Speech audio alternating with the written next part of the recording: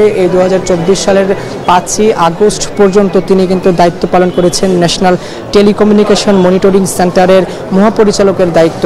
আমরা আসলে সকলে বিষয় জানি যে ন্যাশনাল টেলিকমিউনিকেশন মনিটরিং সেন্টারের কাজ হচ্ছে বাংলাদেশে বা দেশের মানুষের যেই গুরুত্বপূর্ণ তথ্য রয়েছে, বিশেষ করে মুঠোফোন থেকে শুরু করে মানুষের গোপনীয়তা অবলম্বন যেগুলো মানুষ করে থাকে সেগুলোর নিরাপত্তা দেওয়ারই দায়িত্ব তাদের। সেক্ষেত্রে আমরা আসলে অভিযোগটি সবচেয়ে বেশি অভিযোগ দেখেছি গণমাধ্যমের সূত্র দেখেছি, সাধারণ মানুষ আসলে অভিযোগ করেছেন বিভিন্ন সময় আন্দোলনে যেই আন্দোলন কর্মীরা রয়েছেন, শিক্ষার্থী রয়েছেন, বিরোধী দলগুলো রয়েছে, তারা কিন্তু সবচেয়ে যে অভিযোগটি আসলে তার বিরুদ্ধে করেছিলেন সেগুলো হচ্ছে বিভিন্ন সময় তাকে ফোনে আড়ি পাতা গুপ্ত হত্যায় সহযোগিতা করার সেই অভিযোগটি কিন্তু রয়েছে, আমরা এমনটি আসলে দেখতে পাচ্ছি। তবে এখনো শুনানির কার্যক্রমটি শেষ হয়নি।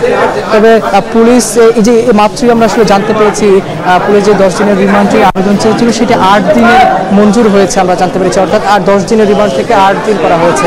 8 দিনের রিমান্ড মঞ্জুর করেছে আদালত এবং সেই আমরা এই মাত্রই আসলে সেই সংবাদটি আসলে পেয়েছি। রিমান্ড 8 দিনের মঞ্জুর হয়েছে। এই সেনাবাহিনীর সাবেক কর্মকর্তা জেনারেল জিয়াউল হাসানের যে গ্রেফতার হয়েছে গতকালকে নিউ মার্কেট থানায় হত্যা মামলার ঘটনায়, তাকে আজকে 8 দিনের রিমান্ড মঞ্জুর করেছে আদালত। আমরা এমনটি আসলে দেখেছি শুনেছি যে মাত্রই আসলে আদালতের পক্ষ থেকে আসলে জানানো হয়েছে। এখানে আমরা আরও তথ্য আমরা বিস্তারিত তথ্য আসলে নেব, পরিপূর্ণ তথ্য আসলে জানবো যে এখন তাকে আসলে আবারও নিচে নিয়ে যাওয়া হচ্ছে এই জেনারেল জিয়াউল হাসানকে। আমরা আদালত থেকে তাকে 8 দিনের রিমান্ড মঞ্জুর করেছে। 10 দিনের রিমান্ড চেয়েছিল পুলিশ, এখন আদালতকে 8 দিনের রিমান্ড, অর্থাৎ বিপক্ষের যুক্তি তর্কের মাধ্যমে বিপক্ষের আসলে যৌক্তিকতা তুলে ধরেছেন রিমান্ডের সুষ্ঠু তদন্তের স্বার্থে জিজ্ঞাসাবাদের জন্য। সেই জিজ্ঞাসাবাদ শেষে বা এই যারা বাদী রয়েছেন তাদের সাক্ষ্য গ্রহণ শেষে শুনানি শেষে 8 দিনের রিমান্ড মঞ্জুর করেছে ইতিমধ্যে আমরা আসলে দেখতে পাচ্ছি।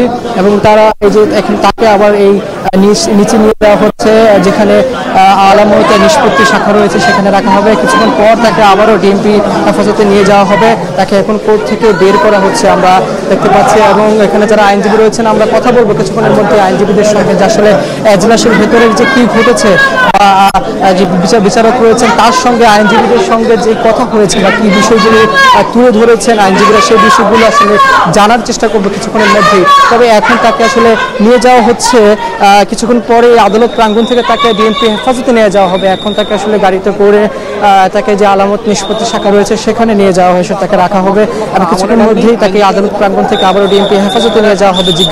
অধিকতর জিজ্ঞাসাবাদের জন্য তাকে আবারও ডিএমপি কার্যালয়ে নিয়ে যাওয়া হবে। আমরা এমনটি আসলে দেখতে পাচ্ছি এখানে তাকে নিয়ে যাওয়া হচ্ছে, নিচে নামানো হয়েছে। আদালতের যে কার্যক্রমটি রয়েছে সেটি ইতিমধ্যে আসলে শেষ হয়ে গিয়েছে, শুনানিটি হয়ে গিয়েছে। 10 দিনের রিমান্ড চেয়েছিল পুলিশ, সেই রিমান্ড মঞ্জুর করেছে 8 দিন।